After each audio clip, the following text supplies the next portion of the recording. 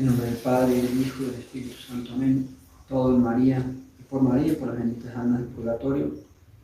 Estamos con el catecismo para la pregunta 230. Antes de decir dos palabritas de San Bruno, fue el fundador de los cartujos, una de las órdenes más austeras y más esforzadas de la Santa Iglesia Católica.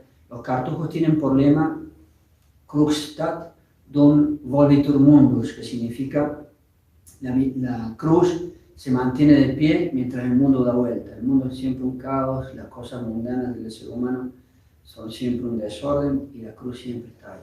Para las cosas de Dios siempre se mantienen y los seres humanos con nuestras cosas humanas somos caducos. Crux stat dum volvitur mundus. La cruz se mantiene de pie mientras da vuelta mientras el mundo gira. Todas las turbulencias y complicaciones en nuestras vidas. Siglo XI vivió, siglo XI, XII y XIII fueron los siglos que hicieron la cristiandad de Europa. Es un fruto de la Iglesia Católica, ahora totalmente apóstata y en decadencia, pero la grandeza de Europa, la Iglesia Católica hizo Europa. La Iglesia Católica hizo Europa, nosotros los católicos hicimos Europa. Y los siglos de gloria, donde se terminó a formar todo el auge de Europa, fueron el XI, el XII y el XIII. La coronación, él empezó en el 11. Muy bien, habiendo dicho esas pequeñísimas palabras sobre San Bruno y los cartujos, la pregunta 230 dice: ¿quiénes son los apóstatas? Europa es apóstata hoy en día, y tremendamente apóstata. Todo. La Iglesia Católica forma Europa y ahora Europa es un símbolo de lo anticatólico y lo antidios. Es un desastre Europa. Y lo poco sano que todavía le queda es gracias a la herencia que algo arrastra todavía de la Iglesia Católica. Pero acá dice, los apóstatas son los que abjuran, esto es, niegan con un acto externo la fe católica que antes profesaban. Entonces la apostasía de la fe, si un católico se va a la secta, yo con un acto externo dejo el catolicismo y me voy, abandono el catolicismo y lo niego, me voy con los mormones, con los testigos de Jehová. ¿Y cuántos hacen eso? Sabrá Dios el grado de culpa, es cierto que hay mucha ignorancia hoy en día, pero el acto es gravísimo y las conciencias las sabe Dios y uno se tiene que manejar por los hechos externos, porque las conciencias no las puede leer. Entonces el que abandona el catolicismo y se va a una falsa religión es un apóstata. Pero hay otra apostasía muy fea también, esa es abandonar el catolicismo e ir a una religión falsa, se llama la apostasía de la fe. Pero está la apostasía del orden sagrado, cuando un sacerdote, y me disculpan la expresión, vulgarmente se dice, cuelga los hábitos. Eso es otra apostasía. Y a esta segunda caso de apostasía se le dice apostasía del sacerdocio o apostasía del orden sacerdotal. Siguiente pregunta: ¿quiénes son los cismáticos?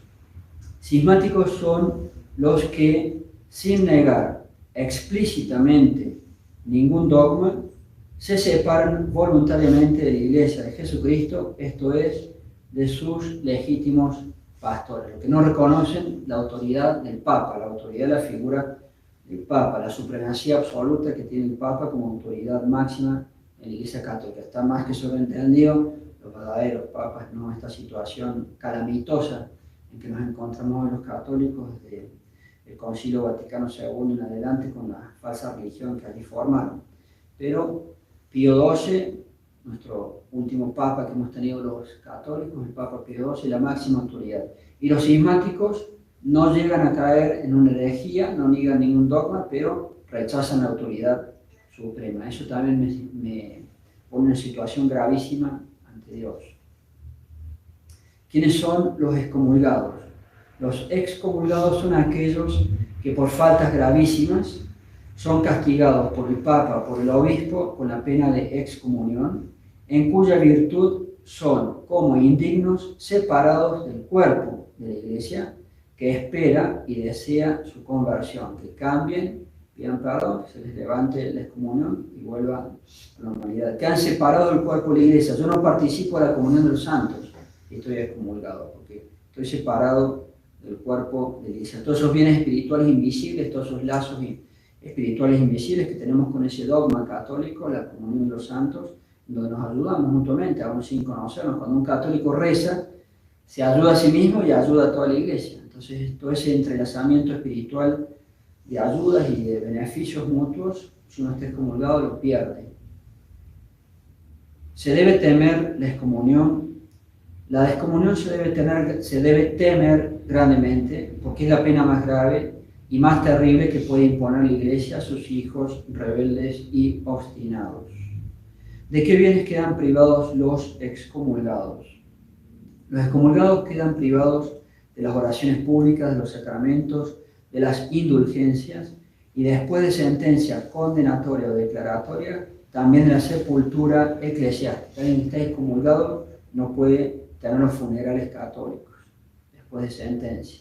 La excomunión priva automáticamente los bienes internos de la Iglesia, ese es el primer orden de la comunión de los santos, y algunos excomulgados con sentencia pueden ser excomulgados vitandos, se dice, que no se les permite ni siquiera entrar a una iglesia según la gravedad de los pecados que hayan cometido. Este segundo ejemplo es del orden externo. Primero, y las gracias espirituales, es el orden interno de la comunión de los santos. Podemos ayudar de alguna manera a los excomulgados, podemos ayudar de alguna manera a los excomulgados y a todos los que están fuera de la iglesia, los que están en las falsas religiones, los que están en las sectas de los protestantes, mal llamados cristianos, los que están en la herejía de los ortodoxos, los judíos, los musulmanes. A todos podemos ayudar, a todos los que están fuera de la iglesia los podemos ayudar y debemos ayudarlos. El católico debe rezar por la conversión, por todas estas personas que están en falsas religiones. En la Semana Santa es cuando más solemnemente se reza por las personas que están fuera de la Iglesia Católica para que se hagan católicos. Y hacemos esa ayuda con saludables avisos. Oye, tú fuiste a los mormones, tú eras católico, eso es gravísimo, te tienes que volver a los católicos, piensa por qué te has ido. No, que es lo mismo que cualquier religión. No es lo mismo cualquier religión, solamente el catolicismo es la única religión correcta, la única religión verdadera. Tú eras católico antes, te fuiste. Es que el pastor habla muy lindo. ¿Qué pastor ni cloche cuarta?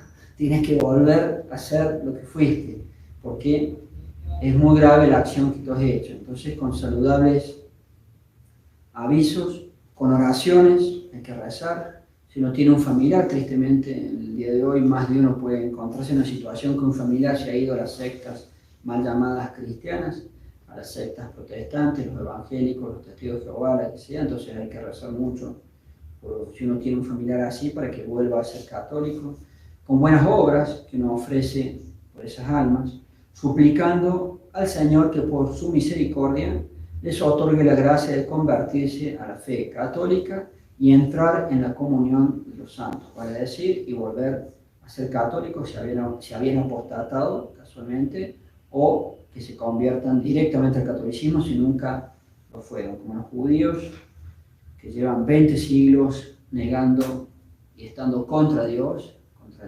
nuestro Señor Jesucristo, contra la Santísima Trinidad, pero sabemos que están las profecías de los finales y finalmente se van a convertir al catolicismo. Y sin duda, termino con ello, que cuando los judíos se conviertan, va a ser al verdadero catolicismo, no esa falsificación que padecemos desde el Concilio Vaticano II. Ellos se van a convertir al verdadero catolicismo, como nuestros abuelitos, nuestros bisabuelos, nuestros tatarabuelos, la religión de Don Bosco, la religión de San Pío X, la religión de San Ignacio de Loyola, la religión de Santa Teresa de Jesús, el verdadero catolicismo. Ave María Purísima. En nombre del Padre, y del Hijo,